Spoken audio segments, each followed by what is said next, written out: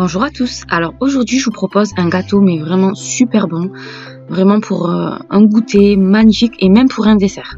Donc si cette recette vous intéresse, je vous laisse avec la suite. Donc dans un premier temps, donc pour cette recette je recommande vraiment un robot, vous allez comprendre pourquoi. Donc je casse dans un premier temps 4 œufs, je mélange rapidement. Ensuite j'ajoute 150 g de sucre. Et là, on va vraiment mélanger pendant 50 minutes. Avec un robot, c'est plus facile. C'est pour ça que je recommandais le robot. Donc, au bout de 5 minutes, voilà ce que l'on obtient. Une mousse, voilà, on voit bien que ça a triplé de volume. C'est vraiment ce qu'on recherche. Ensuite, j'ajoute 250 g de mascarpone.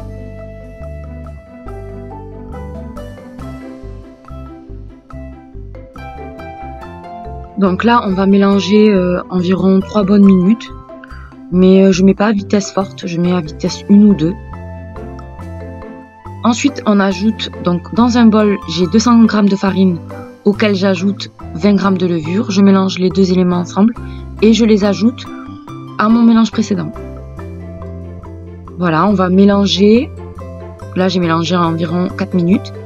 Et là, on va ajouter 4 petites pommes que j'ai coupées en dés. Donc ça, c'est les pommes qu'on aura à l'intérieur de notre gâteau. Donc là, on va mélanger délicatement.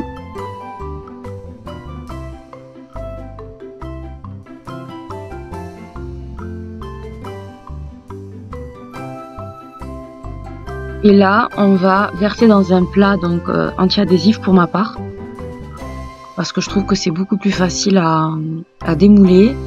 Là, j'égalise mes bords. Et puis on va passer à la découpe des 4 dernières pommes. Donc au total j'ai utilisé 8 petites pommes, soit 4 pommes moyennes à grosses. Comme vous pouvez voir, je les coupe en lamelles.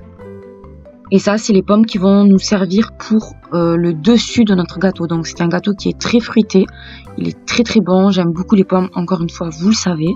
Donc voilà comment je les dispose sur mon gâteau.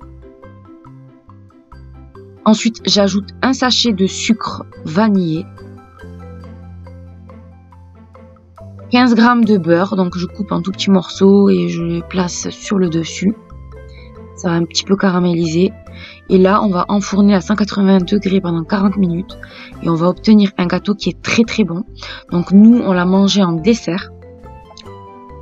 On a ajouté une boule de glace vanille au caramel au beurre salé ainsi qu'aux noix de pécan sur notre gâteau qui était tout chaud. Du coup, la vanille elle a fondu, c'était de la bombe. On s'est vraiment régalé, donc voilà pourquoi je vous propose ce gâteau très très bon. J'espère qu'il vous plaira. Comme vous pouvez voir, il est très moelleux. Voilà, je vous fais des gros bisous et je vous dis à très bientôt.